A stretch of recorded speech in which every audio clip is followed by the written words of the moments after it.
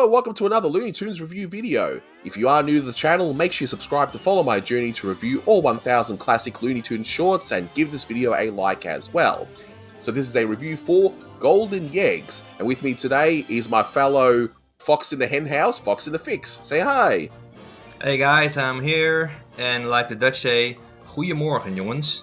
I will not try and pronounce that, I will leave it all to you. In any case, this is Golden Yeggs, released on the 5th of May 1950 with a blue ribbon reissue sometime in the late 50s. It's the 595th in the series and it's directed by Friz Freleng. You can find this on the Looney Tunes Golden Collection Volume 1 DVD set. However, it's got a new restoration which appears to come from HBO Max but in Latin America, so it's an odd place to see it, but I'm glad it's here and you'll be able to see it in all its glory. In case you haven't seen this cartoon, because you may not have seen it either as a short or as part of the Looney Bugs Bunny movie, which we'll discuss very soon, but basically Porky the farmer is alerted by some chickens that a golden egg was laid. Daffy's pointed out that, hey, he was the one that laid that golden egg. Meanwhile, Rocky and his fellow gangsters talk, inverted commas, talk Porky into giving Daffy over to lay a golden egg for them, but since he can't do it, he just has to figure something out. I'm not in the mood right now. Nick. Okay, boss.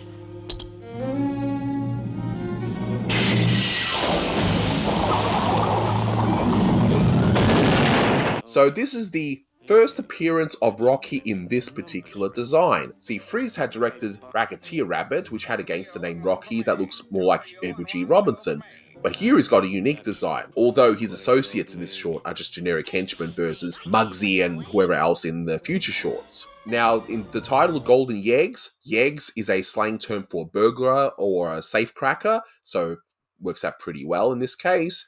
And that ranch name, The Egg and I, is a reference to a book called The Egg and I, which is about an author's experience in raising a small chicken farm. Now, it was also made into a movie in 1947. As to whether it's any good, well, there was apparently a big bidding war or something back then, so I guess it might have been good. I don't know. I haven't seen it. Have you seen it? I'm sure you've seen all these movies, Fox? None. Nah, of I course am not. very sorry about that.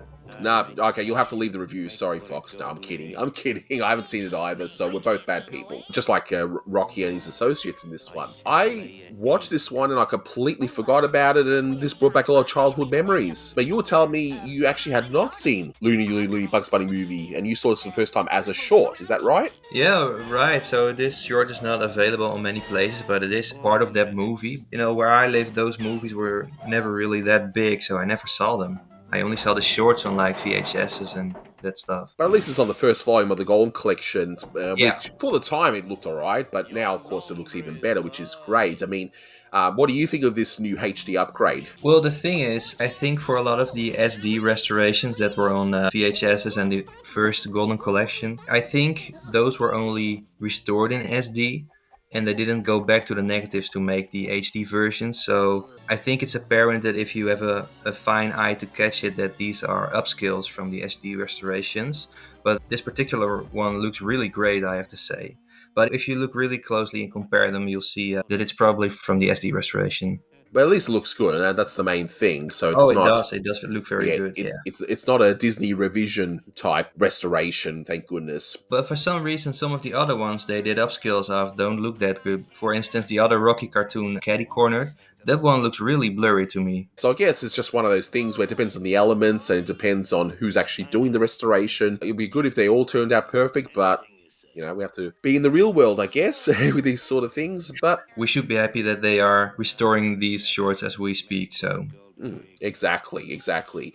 So as for the short itself, so yeah, as I said, this is a very funny one. I mean, I'd say, well, let's go through the short itself. I mean, first of all, I love the idea here. It's actually a great story. I think it's absolutely hilarious. I mean, yeah, you sort of forget about Porky. Like, Porky's just a means to an end in this one, but it's so good that you don't even care. Well, the story seems a little bit disturbing to me. They want Daffy to lay eggs, and they actually shoot him in the head. They actually do it. I did not expect that. I think that's been cut out numerous times on TV. I do think it's weird that Porky just exits the plot like that. A 1930s Porky short would have had Porky being the hero and maybe saving Daffy, but of course, Frisch Freeling wasn't really working on those black and white shorts. Also, this exact plot was done later again, I think, by the Paddy Freeling in a Dogfather short, if I'm not mistaken. Probably, if any of you know which short it is, yeah, definitely let us know in the comments below, because I certainly have not watched all the Dogfathers. Do I plan to? Well, maybe. I guess one day I've got to do it, so...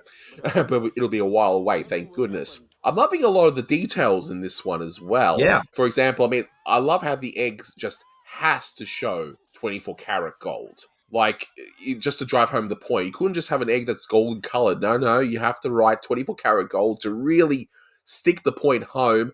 Although, I don't know why the title card has it saying 14 karat, but I guess it's just, different departments doing different things, It's a weird choice to put 14K on it, but... Yeah. Look, is it a big deal? Nah, of course not. It's just interesting how the different departments, there was obviously a miscommunication, or they just didn't think anyone would notice, but whatever. I noticed it, so, Yeah, shame and on I didn't Frizz. even notice it, so thanks for ruining this cartoon for me. Yeah, sorry, I tend to do that. But other details you'll notice in this HD restoration, like, for example, look at the newspaper, how it's the Daily Blurb, and it also has the tagline, "No news is good news," which is a saying, I know that. I wonder if that's actually based off of a real newspaper tagline. I don't know, but I love it because it's kind of true. Yes, no news is good news. It's really good. If anyone knows which newspaper that would have come from, let me know, because I'm not as familiar with 1940s newspapers, because this would have been developed in the late 40s and released in 1950, of course. Other details I noticed that I loved, the animation on Rocky and the Gangsters.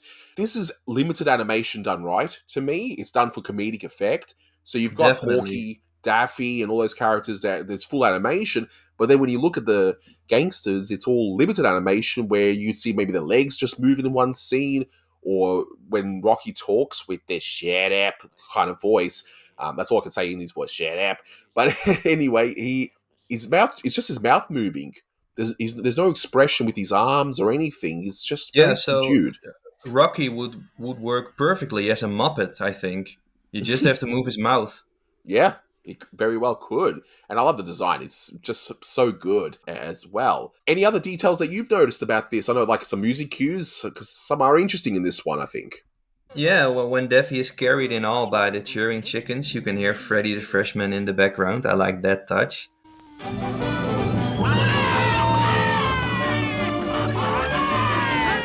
And there's a lot of great cues in this. And I also like the detailed zoom in right after the paper shot of Rocky's hairy hands.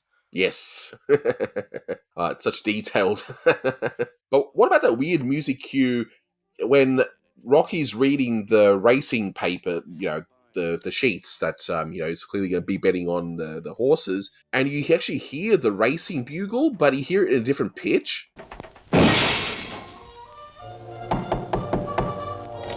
Your laundry, sir. 3 minutes.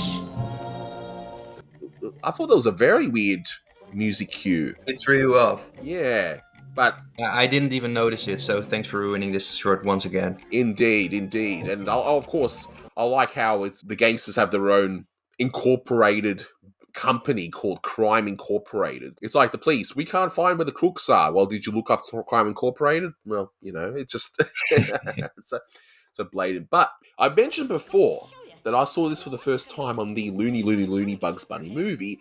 And what's interesting about that one is, okay, in this short, spoiler alert, it ends actually quite well, where Daffy ends up laying an egg somehow because, there's a threat of violence against him. But then you've got the punchline at the end where it's like, okay, I've laid your egg. Of course, they're wanting to lay eggs in all those egg cartons. Daffy saying, ooh, my aching back. And it ends there. Oh, my aching back. But in the Looney Bugs Bunny movie, they actually add to that. So what happens is, Bugs Bunny, I guess he's like Elliot Ness. Him and a few police officers actually break in.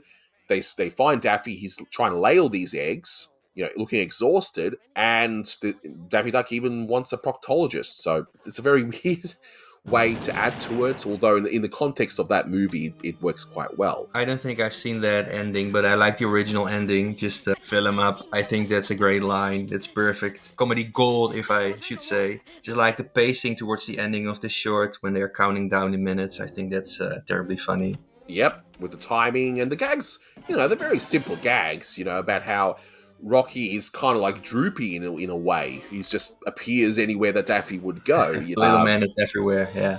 Exactly, but it works. It's quite funny, like when they're going out the window, or when you've also got the big henchman. He's basically a giant dwarf, but for some reason he gives Daffy the key. I don't know why. Maybe that's why he was fired, and that's why in the next one Rocky has Bugsy with him that time. I don't know. Of course that's weird, but I'm used to Looney Tunes short being weird. But what I think what's noticeable is the credits. They mention Emery Hawkins as an animator on this short, who is actually very infamous for drawing a deadpan look on the characters, mostly for the Art Davis cartoons.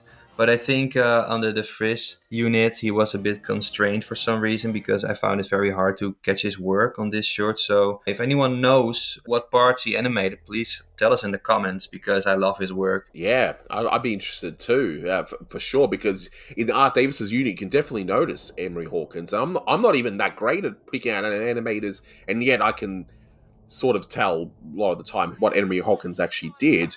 Yeah, and especially on Daffy, and that dog he uses sometimes, but especially on Daffy, it's very obvious in those cartoons what Emery did. Exactly right. Exactly. Anything else you want to mention, Fox, before we get into the rating? No, but I wish I could lay such eggs. Oh, yes. Yes, I know. I wish I could lay such eggs as well, but in the meantime, I just have to rely on my Patreon. Hint, hint. And YouTube membership. Hint, hint. I'm not trying to sell anything. Like Terry Crews says, do it now! Oh wait, that's not Terry Crews. Never mind. Someone said that anyway. I'm sure someone in the comments will say it. But in terms of rating, I give this one a nice solid, I don't know. I was thinking 8.5. Am I being too generous? I don't know. I just think it's a very solid short, very funny, just maybe not memorable. I guess it depends on the day. I'll either say 8 or 8.5 out of 10. I mean, what would you rate this one? It gets an 8 out of 10 from me. Yeah, so we're on the same ballpark at least, because I'm thinking, I hope I'm not being too generous, because sometimes people think I'm being too generous, and that's a fair criticism. They're not all 10s, but they're certainly not all 0s either. In any case, that'll wrap up this one. So as always, guys, thank you so much for watching, and until next time, take care and lay that golden egg. Just a minute, Duck. Fill 'em up.